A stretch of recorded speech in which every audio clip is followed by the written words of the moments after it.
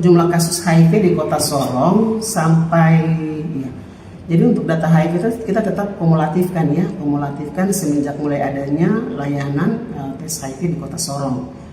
Jadi semenjak dari 2004 sampai ya, Agustus 2025 ini total jumlah kasus orang yang positif HIV itu ada 4.202 yang positif HIV. Nah, kemudian kalau kita lihat memang berdasarkan jenis kelamin, laki-laki dan perempuan memang tidak terlalu beda jauh ya, hampir sama.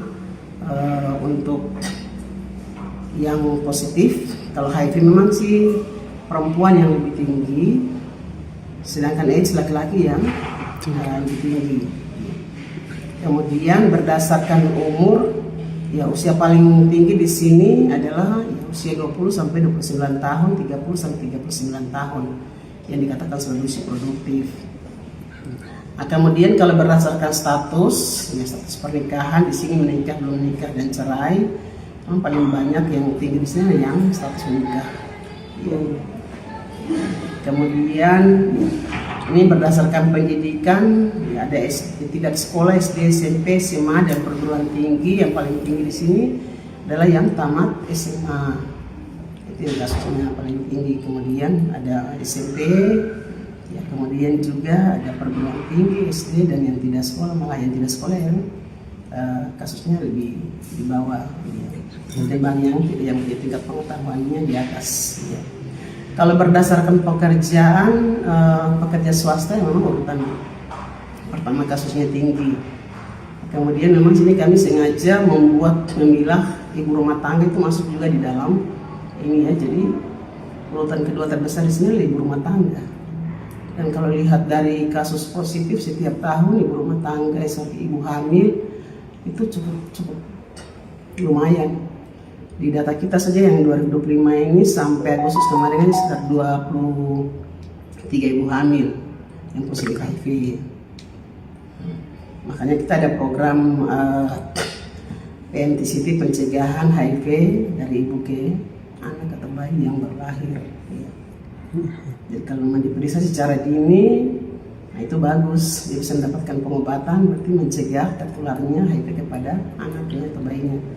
Tapi kalau dia sudah datang terlambat di semester kedua berarti itu sudah usia kehamilan 4 bulan, 5 bulan, 6 bulan, berarti sudah terlambat. Sudah menyebar.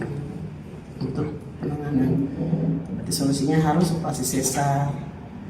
Iya. Nah, kemudian kalau berdasarkan kita lihat berdasarkan faktor risiko memang di sini ada melalui ya, seksual. Kemudian ada melalui perinatal, kemudian ya. Jadi ini kita paling banyak di Papua ini kasus untuk faktor risiko ini paling banyak karena hubungan seksual. Ini juga sekarang juga banyak kasus LSD ya, laki-laki seks dan laki-laki sekarang lagi banyak lagi meningkat ini anak muda. Ini juga mungkin takutnya kedepannya malah bisa ini lagi terbalik yang heteroseks ini mungkin bisa juga. Nah, kalau untuk jumlah kasus positif terbaru di 2025 ini dari Januari sampai Agustus itu 222 itu jumlah kasus baru positif.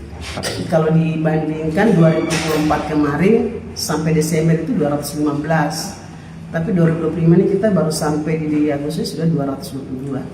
Kalau upaya yang pertama tetap kita melakukan sosialisasi, informasi, edukasi kepada masyarakat. Kemudian sudah ada tersedianya layanan kesehatan, tinggal bagaimana masyarakat datang untuk mengakses, untuk bisa melakukan pemeriksaan secara dini.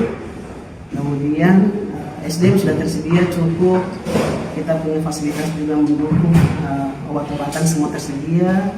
Nah, tinggal masyarakat mengakses untuk mendapatkan pemeriksaan secara dini untuk mengetahui status, supaya bisa mendapatkan pengobatan ya, secara dini. Rata-rata paling banyak itu yang sudah merasa bergejala atau rata-rata dia mungkin dia ada melakukan kontak dengan kelompok risiko tinggi tadi itu. Dia mungkin sudah merasa bahwa dia ada melakukan kontak dengan kelompok risiko tinggi tadi, contoh misalnya laki-laki. dia melakukan kontak dengan misalnya BPS. Jadi BPS itu yang banyak sekarang lagi marak juga adalah yang di jalanan yang sulit dijangkau. Kalau yang misalnya ada di lokalisasi itu memang programnya itu rutin jalan di sana, ada pemeriksaan rutin. Di panti pijat Minibar itu ada program rutin yang dilakukan oleh puskesmas, melakukan sosialisasi, edukasi, informasi di sana, dan pemeriksaan, ada pemberian kondom yang secara rutin teratur diberikan. Tapi kalau yang sulit ini yang di jalanan, ini yang susah dijangkau di aplikasi, Bu. Ya, jadi kami ada bermitra dengan teman-teman LSM yang bergerak untuk ini ya, HIV ini. Jadi ada yang bergerak di bagian untuk melakukan penjangkauan. Mereka menjangkau tadi itu ya hotspot tadi itu populasi kunci tadi di lokalisasi panti pijat Minibar. Nah itu mereka memberikan informasi, ya edukasi, kemudian nanti sama-sama dengan petugas puskesmas melakukan pemeriksaan. Jadi itu dilakukan setiap 3 bulan untuk melakukan pemeriksaan di tempat-tempat itu. Sedangkan yang di jalanan ini sampai hari ini banyak sekali kita kesulitan teman-teman yang di lapangan, yang LSM ini sulit sekali untuk menjangkau. Iya, untuk fasilitas kesehatan khususnya di Kota Sorong untuk layanan HIV, kita di Kota Sorong itu ada punya 10 puskesmas. Semua sudah menyediakan layanan tes HIV dan juga pengobatan ARV. Kemudian Rumah Sakit Celeni Solo dan Rumah Sakit Dr. 7 Angkatan Laut. Jadi layanan yang kita undang ini layanan yang sudah memulai layanan tes HIV dan sudah ada pengobatan. Jadi selain sasaran yang tadi, yang populasi kunci tadi itu, termasuk juga PrEP ini diberikan kepada pasangan ODA atau ODIF. Misalnya yang pasangannya negatif, misalnya suami istri, suaminya atau istrinya positif, salah satu positif, kemudian satunya negatif, yang negatif itu yang diberikan PrEP untuk mencegah supaya dia tidak tertular. Nah, kemudian pasangan risiko tinggi, contoh misalnya yang dia selalu kontak ya, mungkin laki-laki yang selalu mungkin berhubungan atau kontak dengan wanita pekerja seks yang punya risiko tinggi ya, ataupun sebaliknya, mungkin laki-laki yang mungkin sudah punya istri tetapi dia juga punya pasangan ya, pasangan yang lain atau punya pasangan risiko tinggi yang lain, pasangannya misalnya BPS tadi, itu juga kalau misalnya dia diperiksa negatif bisa diberikan PrEP ini untuk mencegah ya.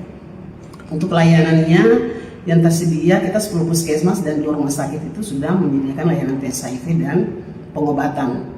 Sedangkan untuk rumah sakit swasta yang lain yang sudah jalan, dan TNI Polri ya, jadi yang sudah jalan juga itu ada rumah sakit Maleo, kemudian rumah sakit dokter ini nih, yang angkatan darat ini, Koreng ini. Kemudian untuk persiapan puskesmas yang baru, itu sedang dipersiapkan karena puskesmas ini masih ya belum dapatkan registrasi. Mudah-mudahan tahun depan kalau sudah pastikan mereka akan mempersiapkan untuk memulai layanan tes. Dan juga beberapa klinik yang sudah memulai juga untuk layanan tes. Tapi kalau misalnya ada yang mereka temukan positif, kita merujuknya ke 10 puskesmas dengan 2 rumah sakit yang sudah menyediakan pengobatan. Obat ARV sejauh ini masih aman, stoknya cukup. Dan untuk 10 puskesmas semua aman, jadi obatnya tetap satu pintu di instalasi farmasi di dinas kesehatan. Nanti puskesmas, rumah sakit mereka akan membuat permintaan ke dinas kesehatan, baru mereka mengambilnya di instalasi farmasi kami.